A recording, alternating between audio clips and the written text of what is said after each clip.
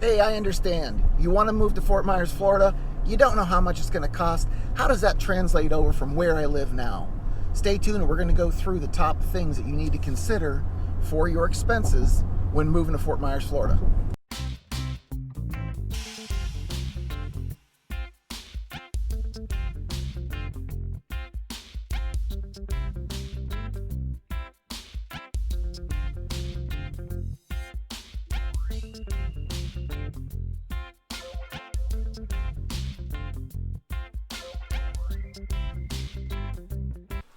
Hi, my name's Cunha. I am a real estate agent here in Fort Myers, Florida, and I'm making these videos each week discussing what it's like to live in Fort Myers, where to go to eat, what to do when you're here, how much it's going to cost you, what's the ups and the downs of living in the area. So if you haven't hit the subscribe button yet, go ahead and do it now. Then you'll be alerted every time a new video comes out. I have so many people contacting me about what it's like to live here. I love when I get those kind of calls, emails, texts, whatever it is, whatever your preference is, choose any of those formats. Send me a message. Let me know how I can help you out. Okay, today's topic is going to be the cost of living in Fort Myers, Florida. As you know, there are many things to consider when you're moving, and expenses is probably right at the top of the list. And number one is housing. Everybody wants to know, where am I going to live and what's it going to cost me?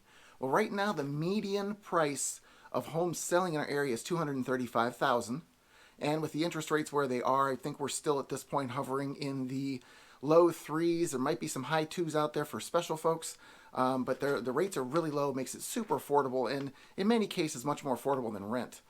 Just to give you an example, I'm going to break down real quick what the taxes are like on owning a property. Okay, so I'm just going to put this chart up here real quick to explain the breakdown on a $235,000 property. Much of Fort Myers is county tax only, no city tax, so there is that cost savings there.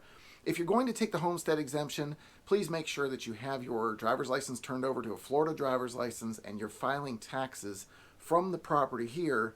And also, you cannot have another homestead exemption on a property in another state. If you're not going to own a home in our area, then you're going to rent. When you rent, you're looking at condos and single-family homes. Condos, for a 2-bedroom, 2-bath condo, you're going to be somewhere in the $1,200 to $1,250 range per month as a starting range. In a single-family home, for a 3-bedroom, 2-bath, approximately 1,500 to 1,700 square feet, you'll be more in the $1,600 to $1,700 per month. In most cases, you're going to be doing first, last, and security. In some cases, it might just be first and security. Other taxes in our area is a sales tax, 6.5%. No state income tax. Utilities in our area can vary widely. When you look at electric, that can ebb and flow with time of year. When it's hotter months, you're going to run your AC more. Your pool pump, if you have a pool, that's going to run more. If you have a larger family, you're going to be doing more laundry. There's more showers to be taken, so the hot water is always working. So those are things to take into consideration. But on average, an electric bill for a home that is newer with some of the efficiencies with dual pane windows and newer insulation, things like that, you might be looking in the $100 to $150 a month range. If you're in an older home that doesn't have those efficiencies, you could be more in the $200 to $300 range. Again, it's all about usage.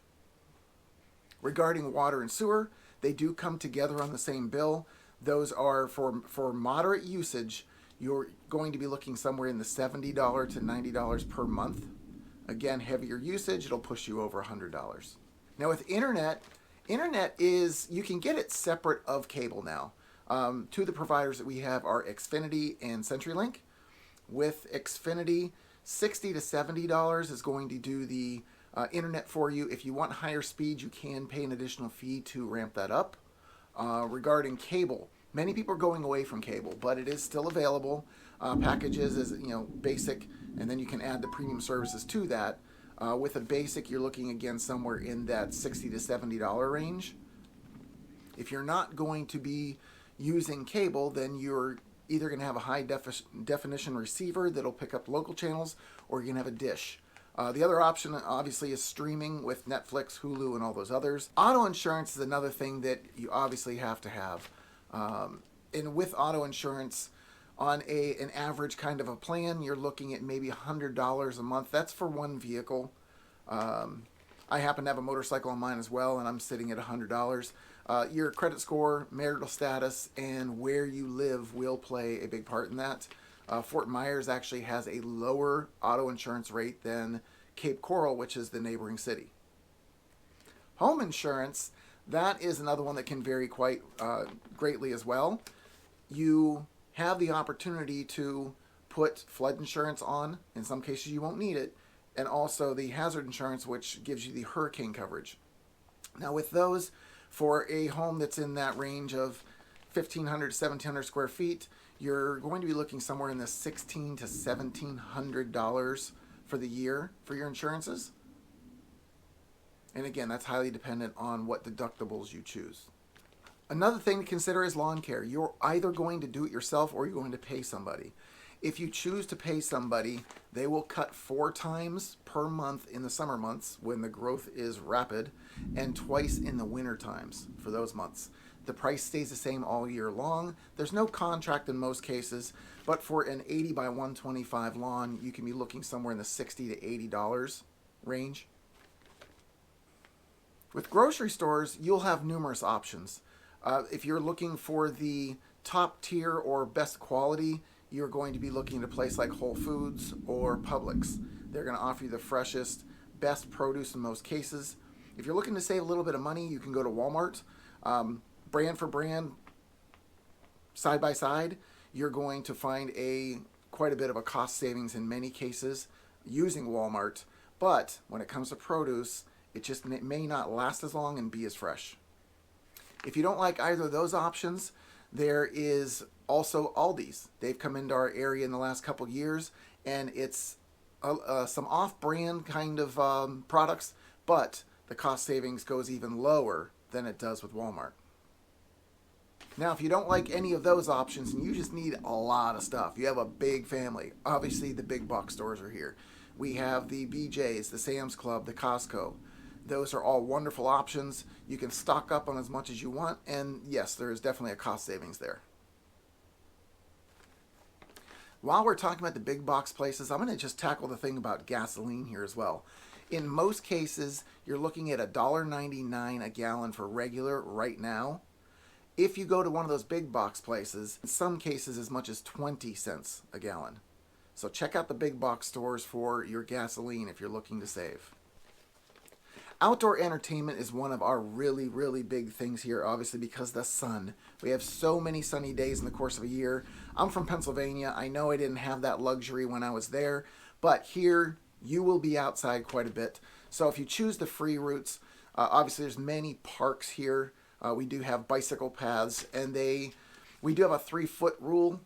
Not that it's always followed, but traffic is supposed to stay 3 feet away from bicyclists. I can vouch for that not always being the case, but it is safe if you just keep your head on a swivel, just like if you're riding a motorcycle. So if you're not going to be riding a bicycle, you can rent kayaks, you can rent paddle boards, you can rent jet skis, you can go parasailing, you can rent a boat for as little as $300 to $400 a day. That's for the full day. They will take care of everything, including gassing up. You just pay that money and go have fun. We obviously can't talk about outdoor activities and not talk about golf. Golf is one of our biggest draws in the area. We have numerous golf courses of different levels so that if you're very skilled, you can get to one of the really nice pro courses. Or if you're just starting off or maybe don't have such a long game, there's a lot of executive courses that let you refine the small parts.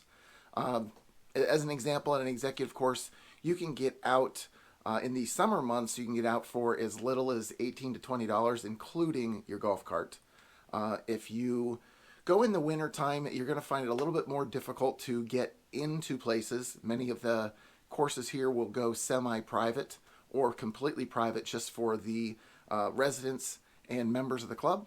And those rates can then shoot up into the 100 and 200 range for an 18-hole round of golf. Well, hopefully I've covered a good portion of the things that you would be thinking about regarding the cost of living in Fort Myers. If there's anything I've missed or any information I can provide for you that you didn't hear in this video, go ahead and reach out to me. I'd be happy to help you out. Stay tuned for our next video coming in the next week.